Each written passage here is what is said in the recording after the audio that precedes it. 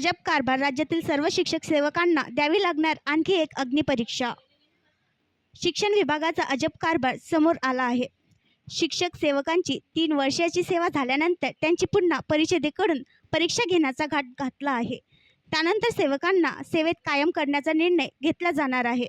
शिक्षण मंत्री दीपक केसरकर यांच्या अध्यक्षतेखाली पार पडलेल्या बैठकीत हा निर्णय घेण्यात आला आहे। केसरकरांच्या खात्यानं घेतलेल्या निर्णयानंतर शिक्षक सेवकांकडून संताप व्यक्त केला जात आहे। राज्यातील शैक्षणिक संस्थांमध्ये शिक्षकांचा तुटवडा होता, त्यामुळे एकूण 21,678 रिक्त पदांसाठी भरती काढण्यात आली होती।